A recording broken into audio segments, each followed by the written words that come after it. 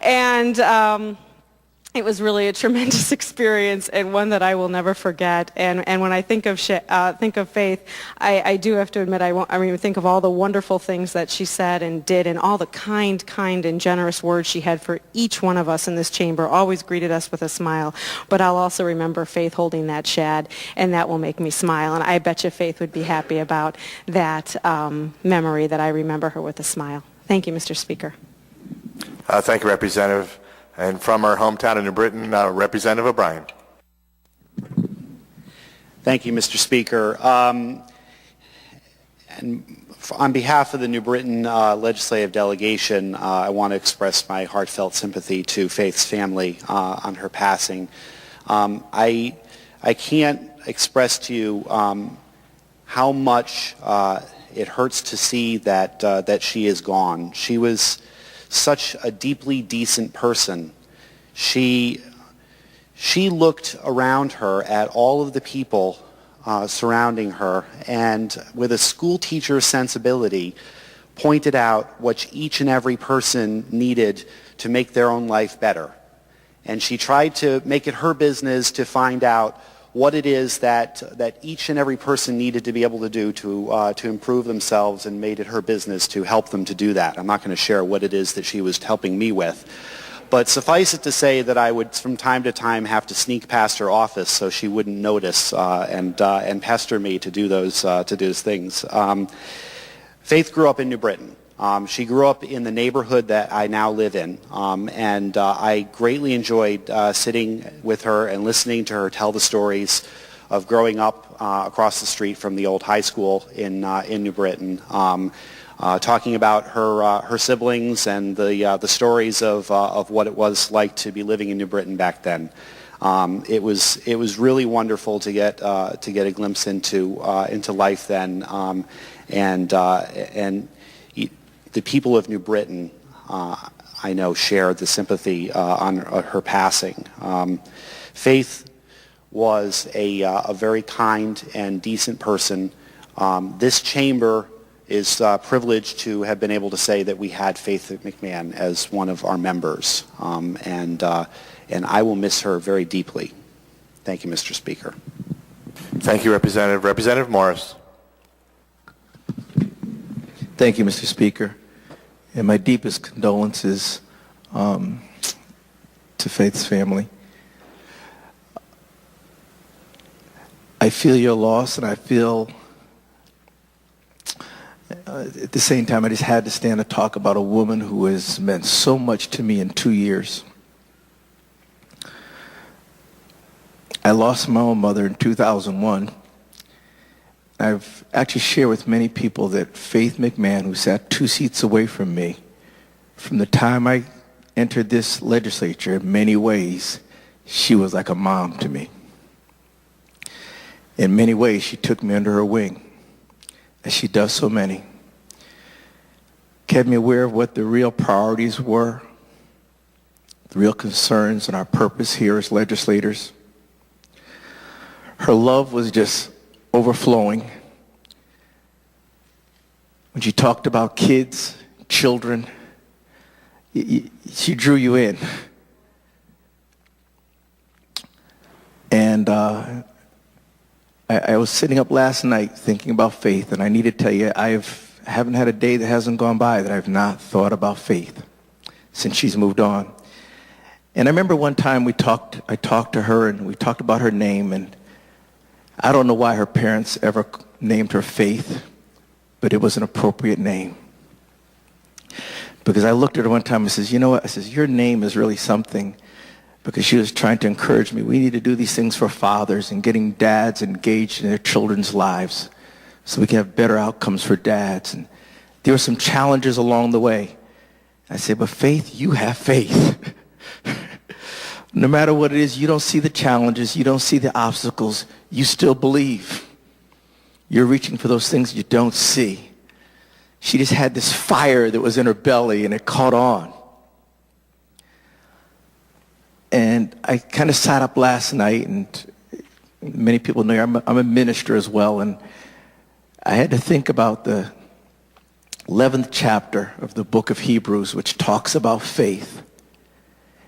And there's so many different instances where it talks about without faith it is impossible to please God. And it talks about all the different people that did things through faith. And you know what? There's so much that we do here in this chamber, we do for the state of Connecticut, and we do it through faith. And right now, with the challenges we have in front of us, I echo the words of Representative Cafaro. Not having faith in the room is a little challenging, but she gave us an example. So the example of Faith McMahon is one for all of us to mirror, one for all of us to want to follow. It was an example that was motivated by the most purest things of heart, the best outcomes for the state of Connecticut, and certainly it began with the love for her family. I thank God for the sacrifice that you gave as a family of giving faith to us to share the wonderful things that she does. She will be missed. Thank you. Thank you, Representative. Representative Green. Thank you, Mr. Speaker. First and foremost, I want to send my condolences and sympathies to the family. I shared part of the Bloomfield town with Representative McMahon. I won't repeat what others have already said, but her name and being Faith and the P Faith, and I never knew what the P stand for, but I think we all recognize that she really was a spark, and she provided that faith for us. She was a spark because she practiced acts of random kindness. She was very kind to each and every one. She was particularly loving and thoughtful of her family. She loved the children from her career in teaching and even the efforts to work on the Fatherhood Task Force. It really was about the children. It was about how men had to be involved with the children for the healthy development of the child. So she was always thinking about children. And she really cared about her community. We've read and heard about her efforts in the community, her being the first woman mayor of the town of Bloomfield. She was a very popular woman and very unassuming in a lot of ways. My children sometimes when I go out always talk about how everybody knew me. Everybody knew Faith. If you went to Hartford and Bloomfield, if you went to Bloomfield, everybody knew Faith. Everybody knew this person who was always smiling, had a kind word to say to everyone, was willing to sacrifice for everyone. Representative Biden mentioned about how her efforts, particularly on the Judiciary Committee, I sat with her on the Judiciary Committee, and many nights there were 2 or 3 of us, but it was one person we was always assured to be there from the beginning to the end, and that was Representative McMahon. Again, I send my sympathies and condolences to the family, and as many people have said, we have suffered a great loss. Thank you, Mr. Speaker. Thank you, Representative. Representative Hewitt. Thank you, Mr. Speaker. First of all, I'd like to give my heartfelt condolences to the family of Faith McMahon. I've always remembered Faith, and I've only been up here 4 years, but I remember those glasses she used to wear. That's what got my attention with Faith, was her glasses, and the name that she got was the right name for the right person. I remember, if you didn't know Faith, if you didn't know her at all, you were going to know her, because she would walk right up to you, introduce herself, and start talking to you as if she'd known you for the last 20 years. She loved football. I remember we had a Dwight Freeney Day up here. She loved Dwight Freeney. She talked about him all the time, being a member of the Bloomfield football team, and she talked about that football squad all the time. And I just wanted to say those few words. Although I didn't know her for a long time, I remember meeting the family at the wake. But I just want to say this about Faith. Go ahead on, Faith, and take your rest.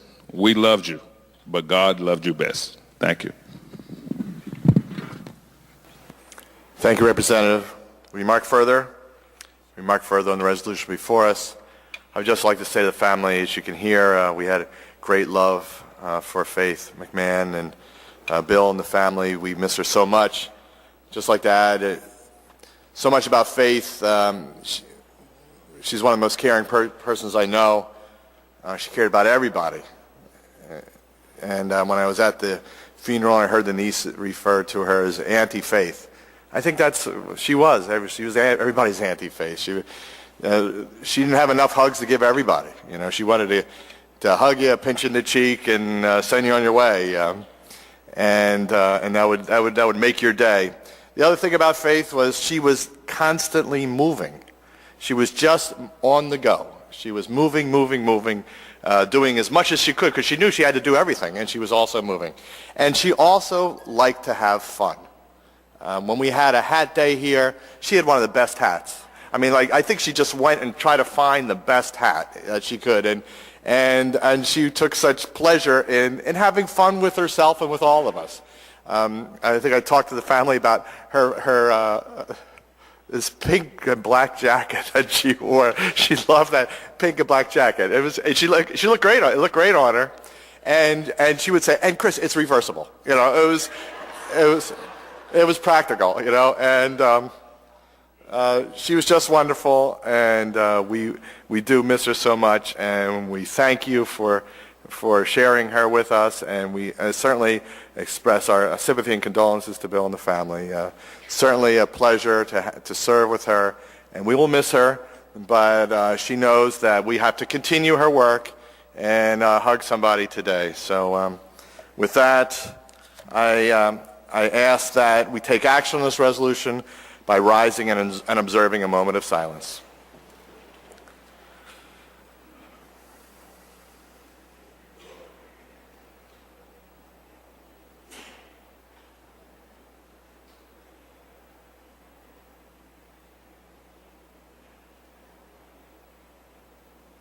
The resolution is adopted.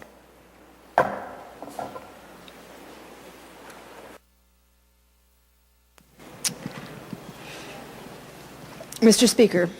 Representative Merrill. Mr. Speaker, I move for suspension of our rules for the immediate transmission of House Joint Resolution 105 to the Senate. The question before the Chamber is suspension of the rules for immediate transmittal of House Joint Resolution 105 to the Senate. Is there objection? Is there objection? Hearing none, the rules are suspended for that purpose. The House